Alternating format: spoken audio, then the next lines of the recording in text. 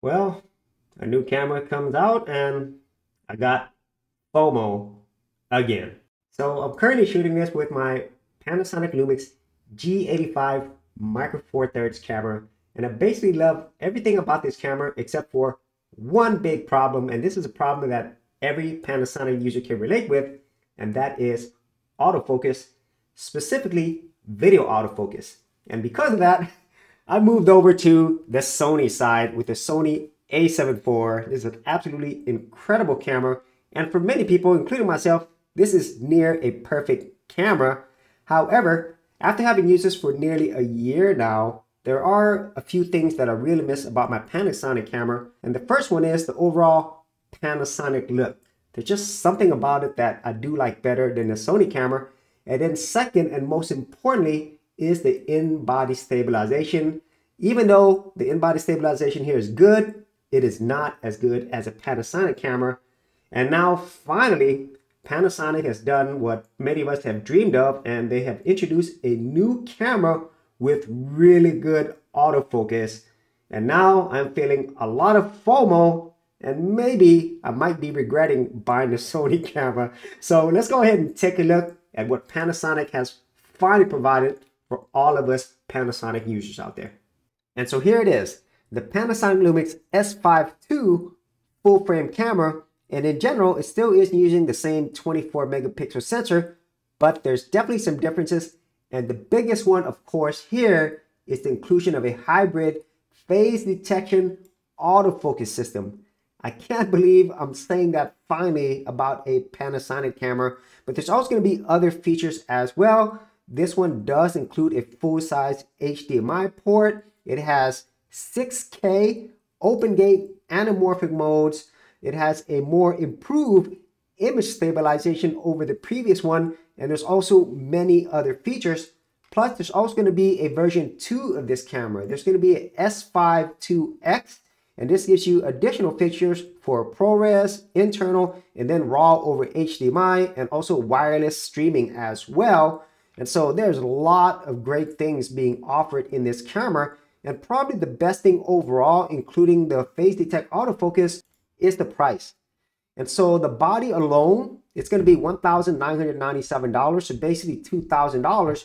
And if you get it with the lens, it's going to be $2,300. And at that price, this makes this the best fully featured full frame camera at this price range.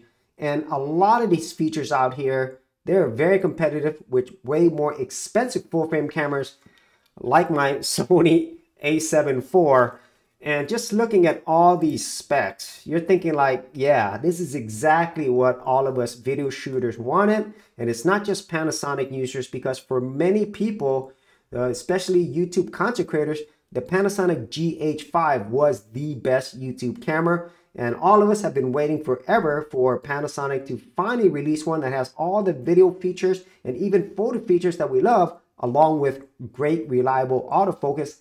And now it is here. For the best value in domain names, check out Namecheap, where you can get a domain for less than $10, plus get privacy protection for free. For more information, check out the affiliate link in the description area below. All right, so now that the Panasonic S5 II has been announced and it will be shipping at the end of January, I have mixed feelings. And so the first one is, I am super happy, excited, and relieved that Panasonic has finally done the one thing that all of us have been asking and waiting for, and that is great, reliable autofocus. But now, on the flip side, I think it's really horrible when it comes to timing because, well, I, like many other people, probably got the Sony A7 IV who were previous Panasonic users because of the video autofocus. So if they were to release this around the same time as this camera, I'm pretty sure a lot of people, especially at this price point, would have went towards the Panasonic S5 II versus a camera like this or even a Canon camera. But now that it is coming out at this price point, I still think the Panasonic S5 II is going to sell really well. And who knows, I might be looking to either trade or, who knows, just buy this camera outright and keep both of them, because after having used this I really do love the Sony a7 IV. It has a lot of pro level features that I've not even touched. And even though the Panasonic S5 is going to offer a lot of great features, including the Panasonic features that I love, there's still things that the Sony camera does that the S5 II doesn't. And so we'll wait and see when it comes out. I'm not sure what I'm going to do, but it's exciting times for everybody out there who loves camera and who's also a video content creator. There's just so many great options out there. And if you actually had any thoughts on this, whether you are a Panasonic user, Sony, Canon, Nikon, Fuji, Olympus, or even a Pentax user, I would like to know some of your thoughts on this new Panasonic camera. And if you wanted to see my original unboxing, initial review, and thoughts on my Sony a7 IV camera, I'll leave that video below or up here.